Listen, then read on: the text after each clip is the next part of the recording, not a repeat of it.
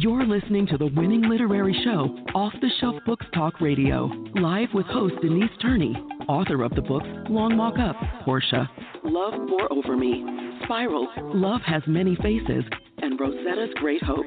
Turn up your dial and get ready for a blast of feature author interviews, 411 on book festivals, writing conferences, and so much more. Ready? Let's go. Good morning, good morning, good morning. You are listening to the Winning Book Radio Show, Off the Shelf.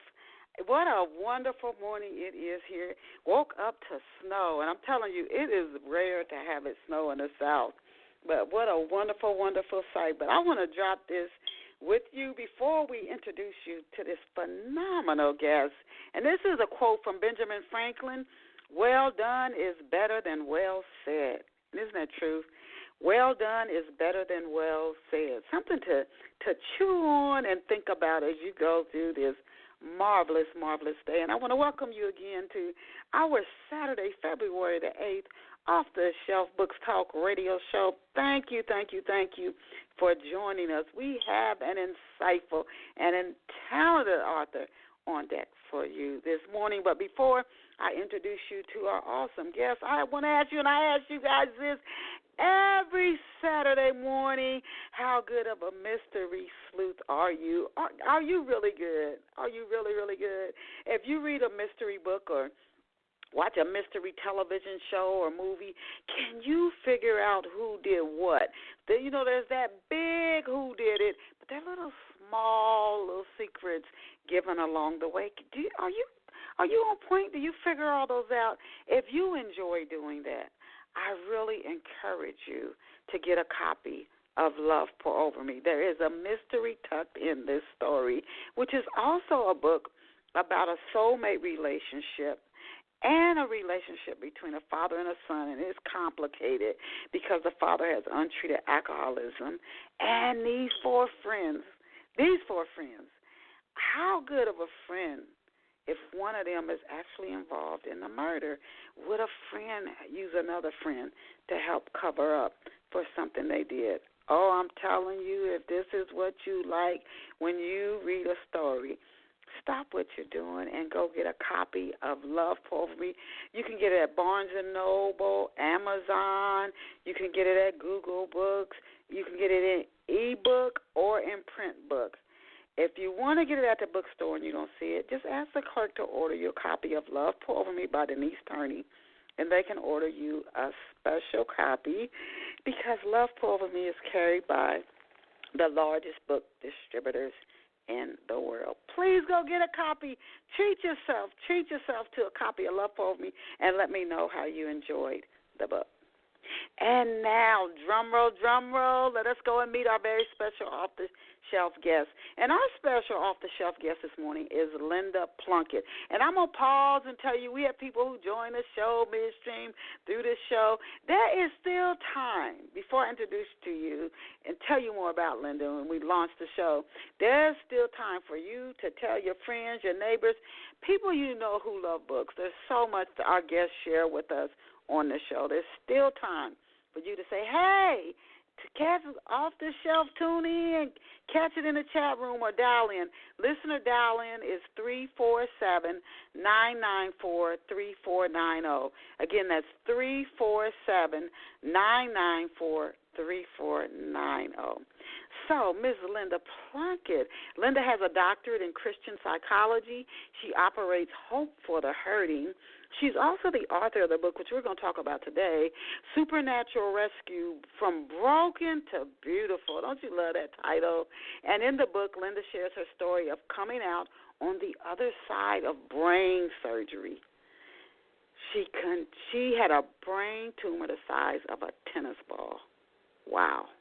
And although Linda still doesn't have a sense of smell, she continues to advance.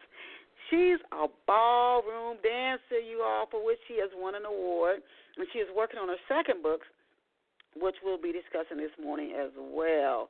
And what a remarkable woman. Just amazing, amazing, remarkable.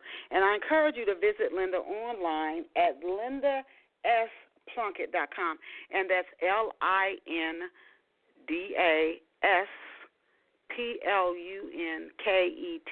Again, Linda, S as in super, Plunkett.com. LindaSPlunkett.com. We are honored to have Linda join us this morning.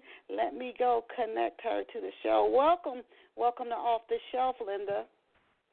Thank you, Rhonda, and thank you for that wonderful introduction. Oh, you're very welcome. And it's Denise Turney, and no problem, but want to welcome you to Off the Shelf. Oh, Denise. Absolutely Okay. fine. Absolutely fine. It's a pleasure to have you here with us on Off the Shelf this morning. The first few questions I'm going to ask you, Linda, and you have such an amazing story. The first few questions I'm going to ask you, I ask every guest who comes on Off the Shelf because our listeners like to get a little backstory on our guests. So to kick it off, could you please tell Off the Shelf listeners where you grew up and what life was like for you growing up? Okay, where I grew up was the Midwest, actually close to the Amish country in Ohio, northeastern Ohio, and much different than where I live in Florida currently, but it was more of a rural, small-town area. Things moved a lot faster, much slower back then. My family had a family business, and I actually worked in a family business from the age of 9. We were all expected to work. What type of business did your family run? Well, it's an interesting story about my father because he did not have a lot of education. He grew up in West Virginia, and after serving in World War II in the Army, he hitchhiked to Ohio, and he started a small produce business, which the produce business eventually turned into several grocery stores. So by the time I started to work, he hadn't expanded. He still had a produce market, but he eventually added canned goods and a meat department and really built it up from scratch. So my father was really to be commended. Back in that time, it was a different time, and people didn't have the opportunities for education that they have now. Ah, wow. So I want to ask you, and this is a little bit of a side story and amazing about your father. I think that is fabulous. There's a little bit of a turn question that I'm going to get back to talking about more about you and how you developed as a writer. But who's responsible for your passion for playing golf? Well, that would have to be my mother. And like I was telling you about my dad, my mom, although she did have a high school diploma, she was very motivated into having her own business. And so my father developed the grocery side of the business. And my mother's dream was to have a golf course, and eventually she built a golf course. But I really learned golf and really enjoyed golf because of my mother. Your parents are go-getters, and what a history. And then talking about your recovery, which we're going to get to, just absolutely astounding. And even listening to you talk, how you came back. When you were a kid, what did you dream of becoming? Well, I had many dreams as a child, but they were not the kind of dreams that I really could really see happening because you have to realize we were poor. We were poor for a long time. Mom and Dad really getting started. They put everything they had into the business. And my dreams were kind of simple childlike dreams. Like if I could have been an ice skater, I would have loved to have been an ice skater. I would have loved to play the piano, but we just didn't have money for things like that. And so honestly, my dreams did not, they were not the kind of dreams, so one day I want to be a writer, one day I want to be a psychologist. I was kind of contained to my small town environment and my parents not having a lot financially at the time I grew up. And so I guess I was just like a normal kid. But, had I had dreams at that point, I would have loved to have ice skating lessons, maybe learn to play the piano.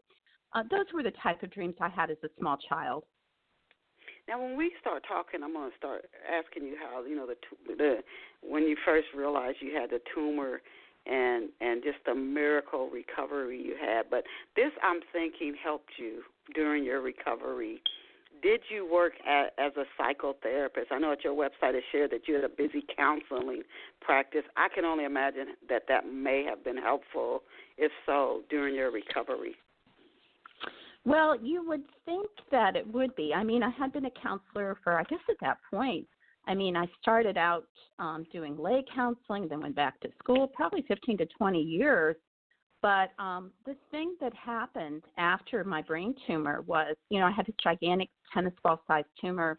They had to cut my head all the way around. There were complications. The surgery went on for almost 8 hours, and I had a lot of anesthesia in my body. So honestly, when I first woke up, I felt like a vegetable. People say, well, what do you mean? What does it feel like to be a vegetable? I could not put thoughts together. I had trouble speaking. I couldn't walk. It took me months to learn how to walk. I would like to say all that helped, but in the beginning it really didn't. It didn't help me because I had so much of a problem with the very simple things that I needed to get well. And, a few months after that, I went to a major medical clinic because my brain, I felt like, okay, I'm getting a little better. I'm learning how to walk, but my brain was still messed up. I couldn't go back to work. There were so many things I felt like I couldn't do. And I asked them, because of my psychological background, can't you run some tests? Run all the tests you can find and tell me what I can do to get well, what to really to help my brain. And so they did all this testing. They came back to me and they said, there's nothing we can do for you. Oh, which wow. was devastating. And, in the first month after the brain surgery, I feel like I cried every day because I didn't know how to get well. And then several months later being told, we can't, we can't help you. But, the truth at that time was I thought, I can't live like this. I just can't. I cannot live in the condition that I am. I have to find a way to get better. And that's when I started reading books by brain doctors and to get more information from other people how to get well. You are to learn the those second things that I needed to. You're the second person we've had.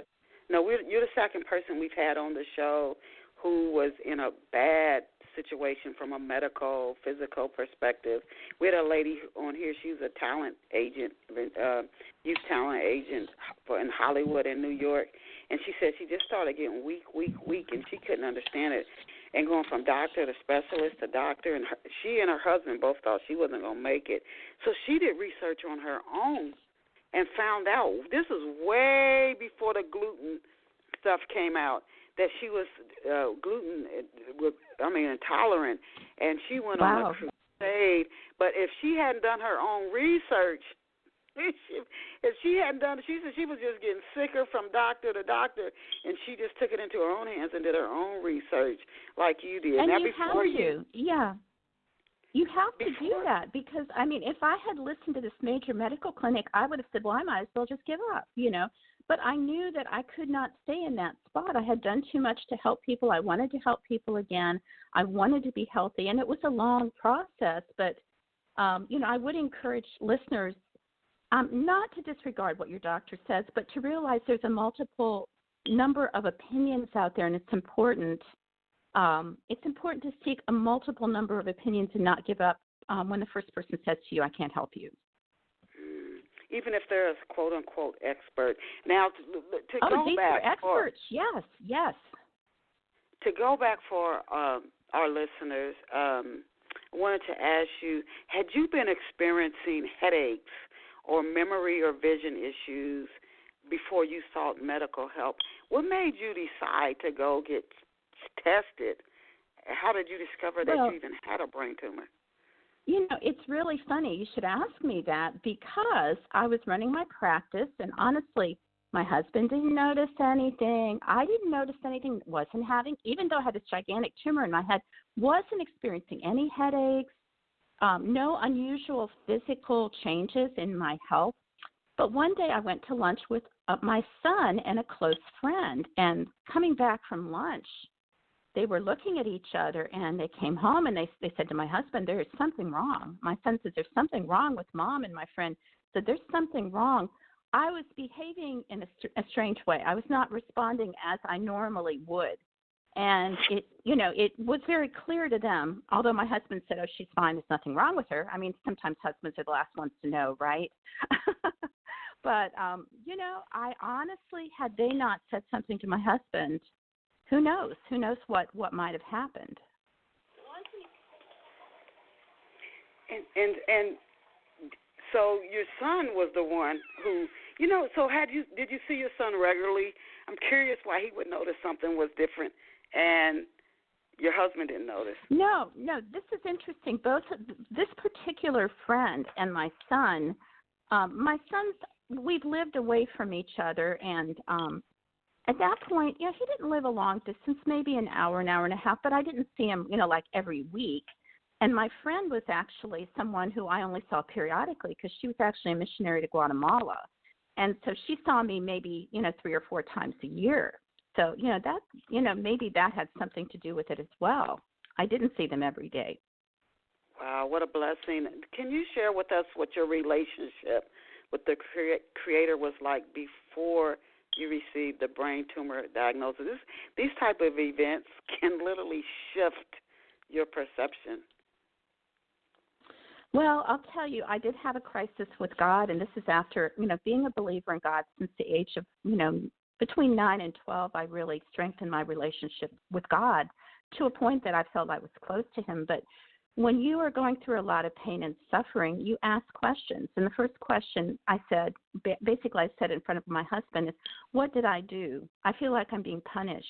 I feel, what did I do? Because I had served in this nonprofit helping people. Many of the people, like on a pro bono or reduced rate program, I had done mission trips. I'd done 3 or 4 mission trips.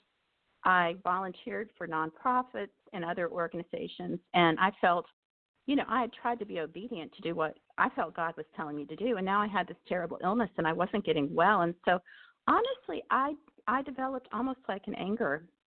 And, I really changed my perception about relationship with God because maybe way back then when I was counseling people, I might have said something like, oh, you shouldn't be angry, blah, blah, blah. But honestly, deep down inside, God knew my heart. He knew what I was going through. He knew my frustration. And so as I became like really real with God and, expressing to him at one point, God, I'm suffering, I'm in pain, I can't help anybody, and why am I alive? Why did you not let me die during the brain surgery? I mean, I actually said that to God. But, I really saw some of the hugest miracles in my life because I was real and honest, and God knew my heart anyway. So I would encourage people, regardless of what your opinion is, how you think your relationship should be with God, just be real. He understands. He knows our innermost parts, and he understands us in a greater way than what we could ever imagine. How long did it take you? I can only imagine if somebody told me today that I had a brain tumor the size of a tennis ball and I didn't even think anything was wrong with me. Oh my God, I don't know how long it would take me to even just process that. How long did it take you to find the right surgeon before you were comfortable enough? Everything had to be on a quick schedule, and the reason for that, people say, well, did you have cancer? Thankfully, I didn't have cancer. Having said that, my strange behavior, according to the doctors, was that I was having seizures in my brain that was causing me to act out in abnormal ways or say abnormal things. And basically, a seizure can kill you as quick or quicker than cancer. And so I found out in October, and by early December, I had to have the surgery. So that was a real experience. So talking to surgeons, and not every brain surgeon has done a lot of brain surgery. I would add that. And also there was a chance that I was not going to make it. When you have a gigantic tumor in your head, a lot of times they will watch it and they will not do anything. But because of the seizures, I had to have the surgery. It was not an option, and I had to have it very soon. So as I began to interview doctors, they all painted kind of different pictures, but one thing I knew was that maybe I would not come out of it alive.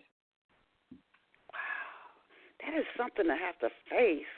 Oh my goodness, to have to it's a shock. Yeah, it's a shock. How did you get through those hard? I'm talking before the surgery.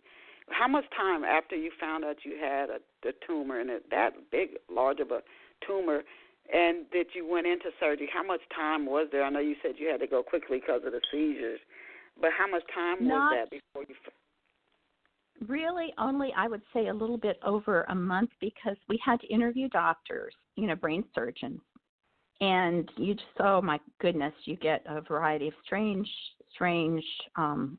strange opinions from different doctors, and I'm not a medical doctor. I have a PhD in psychology, but some of the things that they told me, I just could not even imagine that I would want even them to try to do that type of a surgery that they were talking to me about.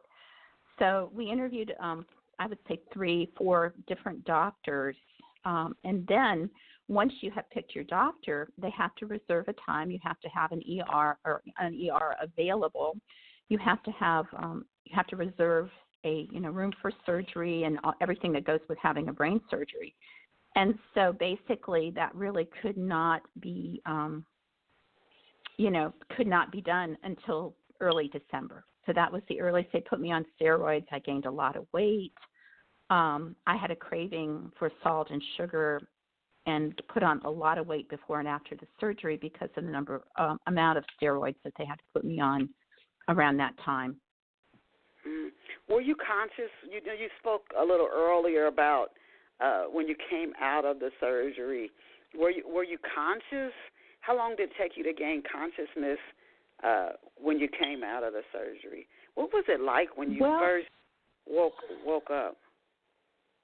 Well, like I mentioned a moment ago, I really just felt like it's just hard to explain what it feels like to feel like you don't have a brain, but I had trouble forming thoughts. I had trouble speaking. Well, initially, this is what my husband said. They put me on some kind of a drug to make sure I came out of it quickly and that I did recover. And I don't remember the name of this drug, but he said I was talking really, really fast and not making any sense. But once I became conscious, I was like, where am I? I don't know how to handle this. It was across the board. I didn't know how to handle it emotionally. I didn't know how to handle it physically. I had trouble speaking, thinking. I couldn't walk. I had no balance. And basically, I was just crying. I was crying a lot. The first 30 days, I just remember crying almost every day. It's like I remember I had a home health care person come to my home shortly after. And I remember putting my face in my hands. Fortunately, I did a journal during this time, or I might not remember everything. But I put my face in my hands, and I just bawled, and I said, I don't know how to do this. And that's when he said, you need to write things down. You need to have a journal. And otherwise, you're not going to be able to tell you're getting better, to really measure your own improvement. And so that's when I started writing, even though I will tell you the first time I wrote, I couldn't read my own handwriting. Wow. I wanted to ask you, for any listeners, because I know 2 people who, like you said, the brain tumor, that do have a brain tumor, but the doctors, like you said, they're like, if it's not giving any problems, we're not going to do any surgery. Just leave it, and we'll watch it. Right. But for anybody going through that, because you could have one and not even know you have one. Oh, or the doctors I'm sure. say we're going to leave do. it in. It's too much risk to do surgery, so we'll watch it and leave it in. And I know 2 people with one, but what advice could you give somebody if they're dealing with that, particularly if it comes to a point where they are told we have to go in and do surgery? You said journaling was one thing that you did that helped you. What are some other things that you did to help yourself just keep moving through that process? Well, obviously praying, trying to talk to God and believing that, if he still had a purpose for my life.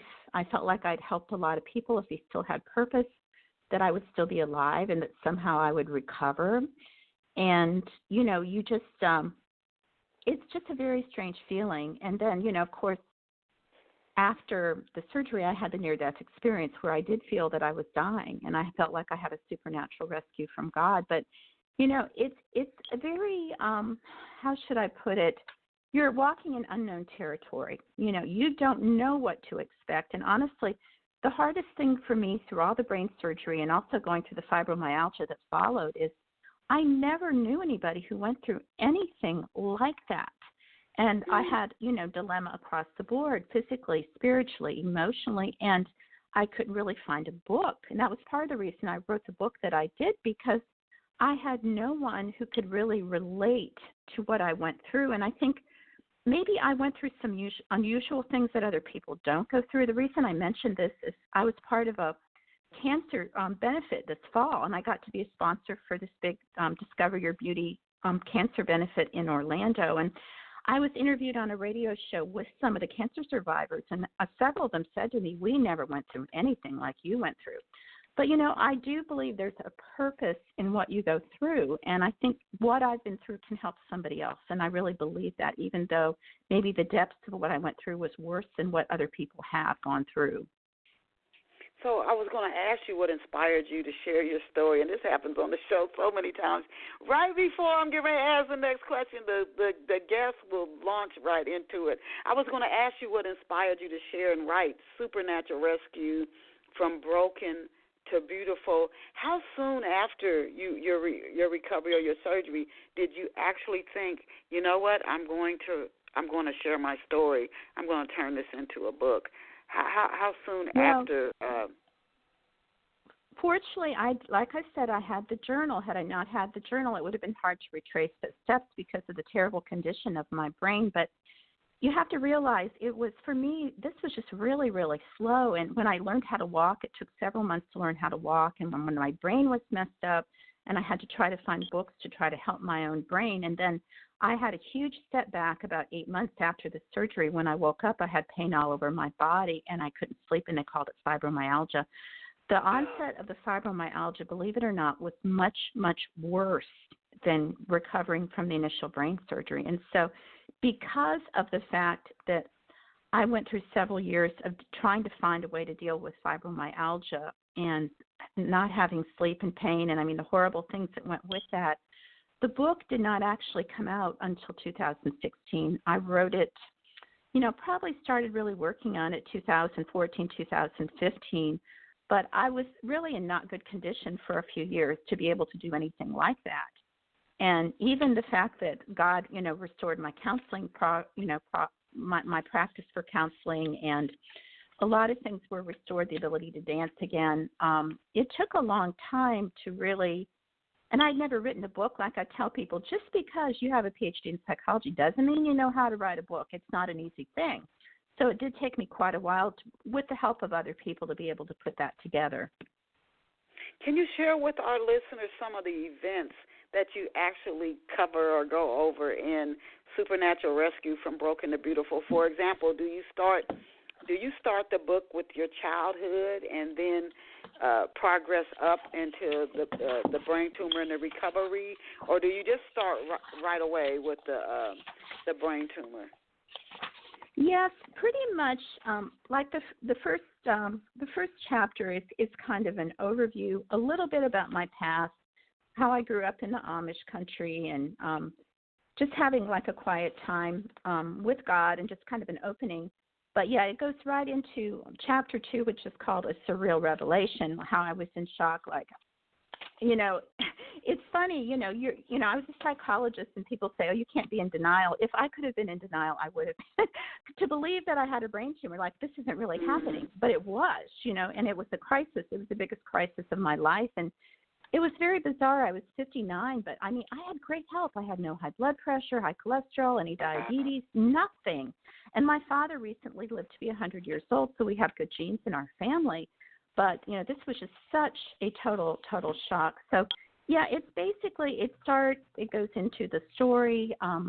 It goes all the way through the point in the fibromyalgia where I started taking a medication, which, by the way, I will say that did not cure my fibromyalgia. So the final chapters in the book are things that I really learned from this experience, and that I learned that made my life different or made me think different the last few chapters. And some of these are really less from a psychological point of view, although there are some principles in there about things you could do to help yourself, but more things that were very personal that I really, really changed, how I feel. But I realized what the most important things in life are, really, from having to go through this. But I do have a chapter on suffering. What could be the purpose of suffering? It seems useless. But honestly, I would tell people I have a great capacity to help people in ways I never could have because of the depth of suffering. And I'm writing another book in the future on improving your brain, how to improve your brain, how to get through fibromyalgia. But also, I'm starting a new coaching practice this year to help people online and over the phone. I didn't want to maintain a constant counseling practice where I pay a rent, but at this point, being able to do it online is great because I can really help people and still travel and do other things that I want to do. I can only imagine how much more powerful and conviction as a counselor you would have, and the clients you'd work with, when people know somebody who they're speaking with has been through something. At least I can say for myself and other people I know, it gives you credibility. When you talk to somebody and you've been through something and they haven't been through much, it's like you don't understand. But when they've been through something and they're helping you, you're like, oh, you get it, you get it, you get it. Now you said you had a near-death experience. Was this during or after surgery? And did you receive any messages? What happened during that near-death experience? Okay, well, I have a chapter in my book. It's called The 10 Dark Days because, like I mentioned before, I felt like a vegetable. I just felt I couldn't think, I couldn't talk, I couldn't walk. I was falling all over the place. It was hard for me even to get from the sofa in the downstairs to the bathroom. But the incredible thing about it, I just had this emptiness there. I even felt that God had left me. Honestly, I felt totally abandoned by God. And it was about 10 days that I'm just laying there and feeling complete hopelessness and laying on the couch. And I can't explain this because there's no words to explain what started to happen, but I felt my spirit separate from my body. And like I was no longer in my body. And I was moving closer and closer to the front door, spiritually. My body was still on the couch, but spiritually I was moving, and I was on my way out. I was at the front door.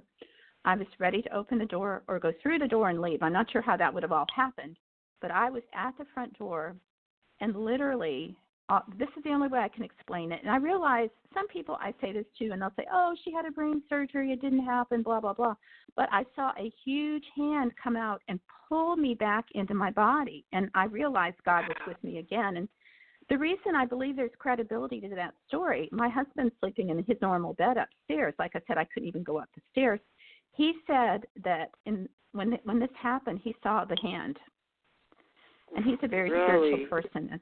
And he saw the hand, and so I actually have someone to back me up there. But once that hand, and it was just a hand, there was no body, there was nothing, pulled me into my body, I knew that God was there with me again. But that's when my dilemma, started with God, like, God, why? All the whys, all the questions start coming out as to why it's happening. But, there were several miracles, things I can't explain that happened in the first couple of years. I totally cannot explain. People either believe or they don't believe. And you know what? That's up to them. I can only tell people these things happen to me. And, I'm here to say it's made me a different person because they have happened to me.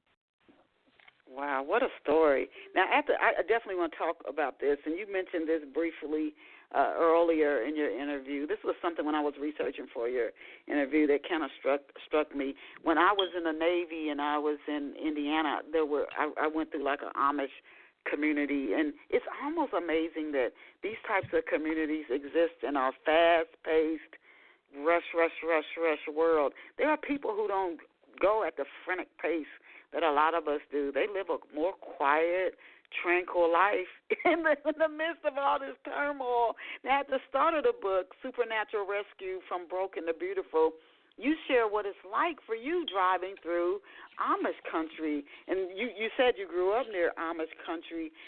Why do you think that you enter this state of peace, you say, when you're in Amish country? Has it always had that effect on you from when you were a little girl? And why do you think it does have such a strong impact on you? Well, I do think, our experience around us, what's around us is important. And I think these days it's really hard to be in a peaceful place, a lot because we're tied to the technology and the traffic and, the hustle and bustle. But the Amish people live a very simple life, and I understand there's been changes in some of the Amish communities, but when I grew up at that time, they still drove the horse and buggies. And in fact, my father, who had the little business I was telling you about, they came, a fair distance to purchase from him because he was closed on Sunday, and that was important to them. They didn't think that businesses should be open on Sunday. And so the horse and buggies would come up the road, and they would tie their horses out front. And, to me, I look at things now and I think, what a freedom not to have to be tied to your technology. And I mean, there's good things about that. I can communicate on Facebook with family members in West Virginia that I never see. If I didn't have Facebook, it would be harder. Some things are good, but, sometimes we just feel like we're tied to the phone. There's the email and the Facebook and, all the social media and the, all those different apps that we seem to need to be able to function, but to live in a simple place in a simple time where you don't need that. Remember when it was like to have a regular phone that you didn't carry a phone with you. You checked your answering machine, but when you were out, you didn't have that sense of having to multitask and do so many things at one time because you got home and you check your messages, you call people back, but you weren't on the phone all day, the way a lot of us are now, and it's become more of a necessity. So having a simple lifestyle where, you don't have to have your car serviced, you're not tied to a phone. And, I always wondered how they got through the cold winters because it's very cold up in Ohio, but I guess they build, fires, either coal fireplaces or they have wood fireplaces or, when I grew up, when I was a young child, I remember using an outhouse in West Virginia, which most people have never experienced, but my grandparents were poor. And that was a long time ago. But, when things were more simple and less complicated, or this is my feeling now, if and how you can build boundaries to have your life more simple and less complicated, you do yourself a favor, because the peace, even that momentary peace, will enhance your life. And when I travel, we go to North Carolina some, and I can sit and look at the mountains. There's just something about the peace, looking at the mountains, just sitting there, emptying your mind and, maybe talking to God or just meditating. But the peace of having that quiet time that's uninterrupted, that we so seldom experience that right now. It's just so important, to have that if you can. I'm listening to you talk, and I'm telling you, when you were saying the regular phone, and I hear some people get so annoyed. They say when they're trying to watch a TV show with their spouse or somebody they're with, and the other person is texting, or you're at a restaurant with somebody and you're going out for a romantic meal, and they're texting when they're talking to you, like, would you put that phone down? But it is funny when you say regular phone. I was at the mall recently, and a little girl asked her father. She's like, what's a record player, or what's a? I'm like, oh my God, I feel old. These kids, the stuff that we grew up with, the kids today are like, what is that? They don't even know, never even heard of it. But it seems like people say, technology. You can't even go out to eat anymore. Everybody's texting. You have meetings. People are checking their cell phones. Everybody's, like you said, always multitasking. Well, and I look at these small children with phones, and I'm not so sure that the parents are really doing them a favor. Because honestly, we used to go out and play, and we formed relationships, and we'd solve puzzles, and we'd play games, and we did things, different. We had a different kind of a lifestyle as a child, and the kids, I feel bad in a way. The kids are already feeling they have to be tied to a phone in a sense. And I understand people wanting the kids to have a phone for an emergency or whatever, but all that social media and all that information, I think, is sometimes not really good for children. Now, what process did you follow when you were writing the book? You said, you PhD psychology, but writing a book, was that particularly challenging? Did you go to any writers' conferences to learn how to put together? Did. Yes, I did.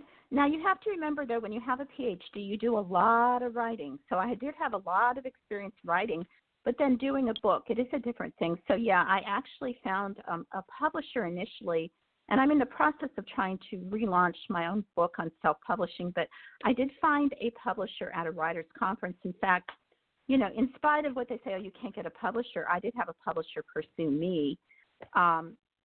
and I did get a publisher at the Writers' Conference. I did learn a lot about writing and the different avenues of writing, so that was very helpful. And this past year, then I went to a different kind of writer's course because I want to be able to relaunch the book through self-publishing. But, yeah, there's a lot. I struggle with the technical aspects, like doing things on the computer technically, and to the point I have to talk to a geek squad or, try to get help to fix technical problems, not having grown up, with a lot of computer skills, unfortunately. And that's been my biggest challenge. Why would you switch from a regular – now, I think I know the answer to this, but for our off-the-shelf listeners who may be thinking about publishing a book, and I think everybody has a story to tell. Everybody has experiences that could help other people or inspire or encourage people, or maybe even shorten the path somebody takes to get from point A to point B when they share their story. But there is a difference in many ways from going with a traditional publisher in today's book industry versus independent publishing, which was self-publishing used to be incredibly frowned upon. And I'm saying about like 15, 20 years ago, it was a big no-no. Now it's more accepted. It was hard to get your books in bookstores, libraries as a self-publisher. It was like you were almost looked down upon, but it's different. So, but I wanted to ask you, for our listeners, why would you have a tradition, you have a publisher, whether it's a midstream or a large publisher, why would you switch from that to self-publishing? Well, there's different reasons for that. I want to say right off the bat, I want to take nothing away from my publisher. They were a good publisher. They helped me through like areas that I would not have known how to navigate. And I had already had my book proofread and edited. They edited it again. They did, a second edit. They definitely, putting together the book, finding a cover, just things. Like I said, I was somewhat technically challenged. I think people that are more technical, they're probably a better fit for self-publishing.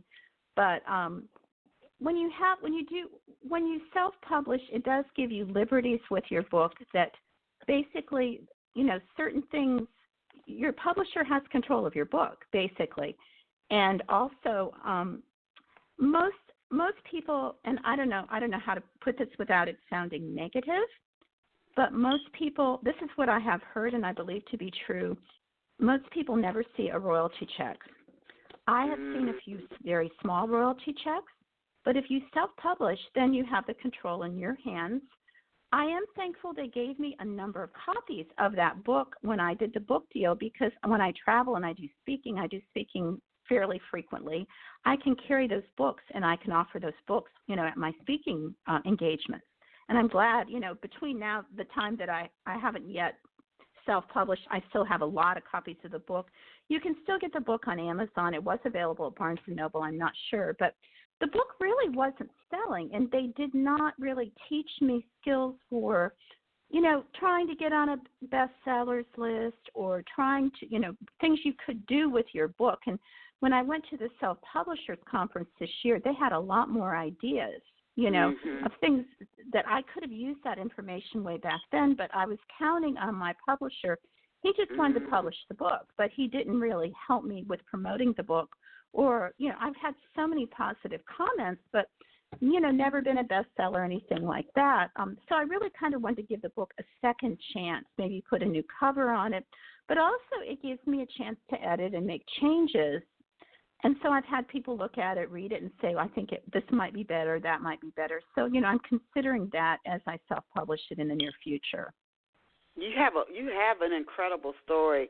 I mean, I could see you sharing your story, whether you getting your books into hospitals, whether you're sharing your story to people who have gone through what you've gone through, the fibromyalgia, the brain tumor, whether somebody has the surgery on or not. Somebody who maybe has a loved one who's dealing with that is inspirational. Churches, I mean, the self-publishing and getting out there and really sharing your story. You have an amazing, amazing story.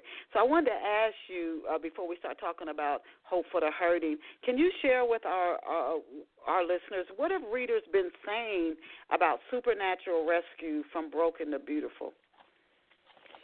Well, I've gotten really good feedback. In fact, people people that aren't really avid readers, and, I'm glad I have the speaking venue as well and now the coaching venue, because a lot of people just don't read.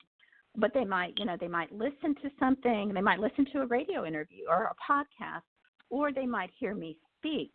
But people have said to me, I started reading your book and I read it from start to finish. And the good thing is it's not a super lengthy book, so if you had the time, you could certainly do that. But people say it does encourage and it does inspire them. And many people relate to it on different levels. And it's because I went through such a trauma emotionally, spiritually, and physically that people can relate to something in the book. There's a lot of different levels of, trial, tribulation, suffering that I went through that they're able to relate. And that's I felt when I wrote the book, if it touched one person, if it helped one person, it would be worth it. And I'm glad to say that it has. It's helped more than one person, even though it's not become a bestseller. It has helped people, and it's accomplished the purpose that I had hoped for. When and why did you just shifting just a little bit, still in the healing space? But when and why did you launch Hope for the Healing? Hope for the Hurting. Hope for the Hurting was something I did a long time ago when I started counseling. I received my PhD in the early part of, let me think when it was. It was around 2000. I may not be telling you the exact date, 2001, 2002. But when I received my PhD, and my background was from both liberal arts and from a spiritual college university that I went to for my PhD and master's. And I basically wanted to help people and to be able to give people a chance that might not have the money to get the counseling that they wanted, but also for people to get a tax deduction. Now, I probably never really went out and asked for a lot of donations the way I should have, but I thought, if people could donate and then I can help people and they can pay what they're able to pay, that could cover some of the costs. And also, I became ordained as a minister when I got my PhD. And so, having the nonprofit, the 501c3 set up, I felt, there was an avenue for other people who wanted to give, but also, it would make it more affordable for more people. So tell us about what are some of the specific services that you offer through Hope for the Hurting? Well, Hope for the Hurting, it's interesting. I'm reestablishing my board because what happened, like I said, for a number of years, I couldn't do anything. And I was counseling on a very limited basis. I hadn't come out with a book. I hadn't reopened the counseling practice. But, I'm going to have a new board meeting this year. I'm going to reestablish the board. See, basically, it was meant for counseling. So I didn't really put the book under it or the speaking under it. Although the speaking I do is pretty much voluntary. People can offer me a gift if they want. But for the most part, I've not solicited, a fee. That may change down the road. I have a large talk that's going to impact thousands of people, so I may get solicited for paid engagements. But having said all that, it was basically limited. Hope for the Hurting was limited to the counseling. And so someone recently said to me, well, your coaching is just counseling. You're just doing it online. You're going to be offering modules people can download, but you're basically giving people advice just like when you were counseling. So I am going to reestablish the board for Hope for the Hurting. Everything's been kept up to date and legal. And that way, if people that are doing the coaching online want to give to the ministry, or other people want to give to the ministry, they see what I'm doing, they like what I'm doing, they can do that and also receive a tax-deductible receipt. But when you say counseling, is there a certain area that you counsel in? Like there's so many different. You got your addiction counseling. You have counseling for depression, anxiety. Are there any special areas that you have your training in, your practice in that you focus on? Well, in the past, I did honestly more couples, more family. But through the years, I've done a lot of individual counseling. Now, the coaching online is more focused toward a lot of common issues that people have, but it is more individually based. Now, having said that, I'm going to cover issues like depression, anxiety, fear, stress. A lot of people deal with negative mental outlook, so I'm going to teach people how to be more positive, but also making changes in your own life, goal setting, but, just really encouraging and inspiring people with their relationship. It's going to be a threefold relationship. Or a threefold ministry, I'm sorry. This is a little different, and it's because of the pain and suffering and everything I've been through that I'm changing the focus a little bit. But it's going to be tools for your body, your soul, and your spirit. Because so many people have said to me, oh, I have fibromyalgia. What did you do? What did you do? I have issues with my brain. How did you help your brain improve? This involves making physical changes to your environment physically to be healthy. And so I'm going to include that. I'm going to include spiritual helps, but also the typical soul counseling. How do I change my thinking? How do I change my behavior? How do I have better relationships? How do I choose better people for my life and make better decisions for my future and not give up, but to realize there's hope for change? Those are more the primary things that I am going to be focusing on. So it's a little bit different focus, but it has been because of the struggle that I personally have gone through that I feel I can help people in greater details in those areas. So when this counseling, I'm trying to envision it online, and I see more and more where doctors, whether it's a physical doctor or even a psychologist, they're either meeting with their clients now through like video. So you don't, if you may have your in-office session with your psychotherapist, but then if you're having feel like a crisis, you can connect with them over your cell phone or through a video chat. Is that the way your counseling is going to be set up? So somebody connects with you, I don't know, via Zoom or some type of a Skype, a video chat, or is this something where how is that going to work? Is it texting back and forth? Right. I have a program that I'm so excited because I'm unveiling this program as we speak, but the program will not be in the office. Now, I'm sure some of the people that I've counseled in the past will contact me because I have so many requests. People say, Linda, can you help me? And I've had to say no because they've been out of town. And so this is the exciting part. Basically, I will have them fill out an intake and send the intake back to me like a questionnaire, a page.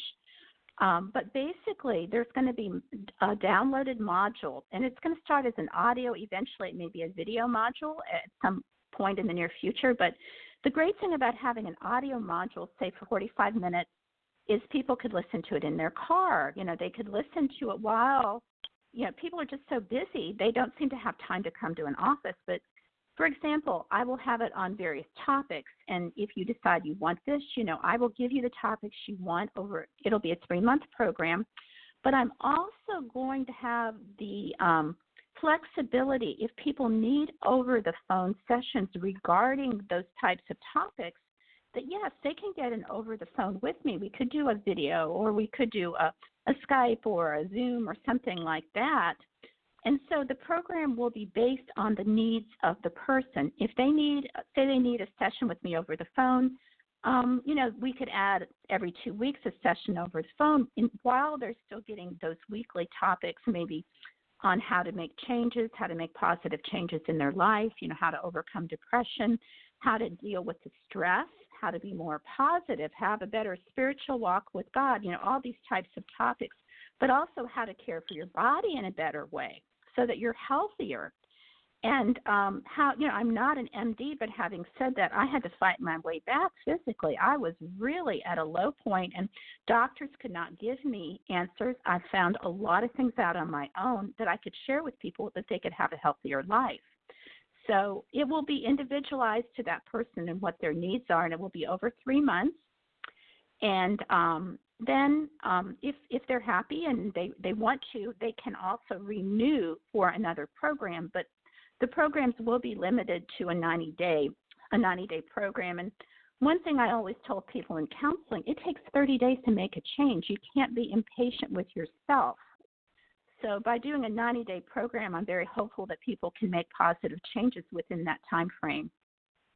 And you know what? I thank you for the work you're doing with Hope for the Hurting and your counseling. But you said something twice, and I just want to echo that.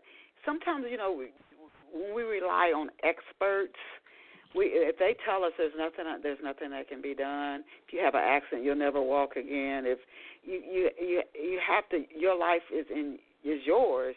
So don't just stop at what an expert says. I can only sit here and wonder how many people gave up after they got a bad I agree. Oh, bad I news agree. from a doctor, And and they just threw in a towel. Oh, and I'm so glad you brought that up, because when I speak to groups, one of the things I emphasize is no matter what, do not give up. I had an injury, and one of my hobbies is ballroom dancing.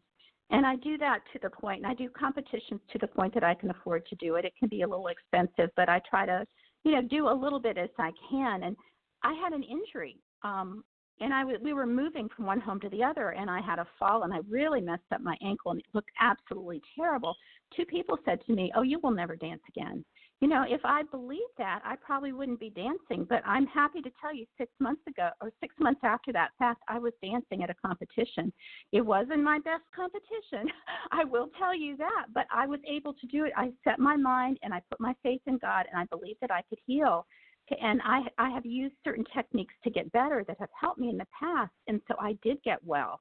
And now to the point, I'm pretty normal. But like you say, this is one of the most important messages, is to don't stop seeking answers and don't give up, and don't necessarily believe what people tell you. It's not necessarily true. Not that we should be skeptical all the time, but we should look for other answers. And sometimes we have to do the work ourselves to find those answers. That is so true. Like I was telling you, the other lady who was on off the shelf, and she said she felt like she was dying. She went from doctor to doctor. She was spending loads of money, and she finally said, "I'm going to start to see what I can find out." And she found exactly what it was and got back on her feet. Good for her. Good for you. Not just when somebody tell you, even if they have a PhD, even if they're a quote-unquote expert and they tell you you're never getting better, you're like, that's you saying that. I'm not going to stop until I get back on my feet again. I want to ask you this before we got just under 3 minutes. What tip, very, very quickly, could you offer to somebody that when they're going through a challenge, it could be physical, emotional, based on what you went through, how do you keep yourself from getting stuck so you don't get stuck there? Well, being stuck is a frame of mind, or it's an attitude. And so you just tell yourself, I'm not going to stay stuck, but be willing to accept small changes. This is the biggest thing. People want to make big changes. I learned from being sick a long time. I make small changes. I have a small goal. I do something each day to make my life better, for my body, for my soul, and my spirit. Just one thing each day. One thing. That's not too much to ask. If you can say, I refuse to stay stuck, and sometimes this takes like research from reading or going online or talking to people to get that knowledge of how to move forward. But make up your mind, I'm going to move forward. I'm not going to stay stuck. And you just have to be motivated to get out of that spot and to say there's a better future, and I have to find a way, and I'm going to have a better future with the help of God, and just have that determination to move forward. And you have to have it. It's good when you have people around you who encourage you too, but still we have to do that inner work ourselves, even if it feels painful. We have to keep going. Where can off-the-shelf listeners get a copy of your book? And the title, we've been speaking again with author Linda Plunkett, doctor in psychology, and her title of her book is Supernatural Rescue from Broken to Beautiful. Where can listeners get a copy of your book, Linda? There are copies available on Amazon, or you can reach me. My email is hopeforhurting@aol.com. If you want to reach me directly, that's fine to email me. But I know that Barnes & Noble had the book for a while, but since it's been removed from the publisher, I'm not sure. But everyone that I have talked to has been able to get a copy off of Amazon. If you cannot, though, please contact me directly, as I do have copies I'm willing to send to you. And last, where can we find you on social media if you're on any social media networks? Where can listeners find you? Well, there is a page called Supernatural Rescue, which I recommend. Probably that would be the best place. But also, I think you mentioned LindaSPlunkett.com. There's audios. There's a very powerful dance video at LindaSPlunkett.com where you can see I gave my testimony in dance, in ballroom dance, and there's a type of an audio testimony to the music that people find very powerful. So, Hope for the Hurting, I'm not using my website, so either LindaSPlunkett.com or email hopeforhurting@AOL.com would be the best places. Oh, we have been delighted and blessed to have Linda Plunkett here with her. She's a doctorate in Christian psychology, and she operates Hope for the Hurting. And she's the author of the book Supernatural Rescue, From Broken to Beautiful. You can visit Linda Plunkett online at LindaSPlunkett.com, LindaSPlunkett.com, and it's Linda S as in super, LindaSPlunkett.com. Thank you so much, Linda, for being here with us on Off the Shelf this morning. And thank you to our listeners. People tune in to Off the Shelf. We get a lot of people who connect through iTunes and Rainbow Soul, dialing in today to today's show. So many ways that people catch Off the Shelf. But thank you to our listeners, and especially our loyal listeners. As I always tell you, you are awesome. You're amazing. You are incredible. And Linda is just one example of that. Go out and create a fabulous day for yourself today. See you back here at Off the Shelf, 11 a.m. Eastern Standard Time. Next Saturday, we'll have another fabulous guests on deck for you. Linda, thank you. Thank Please you, go Denise. support Linda Plunkett and her books. Linda, I'll shoot you an email when the show finishes streaming. Bye for now. Thank you so much. I appreciate it.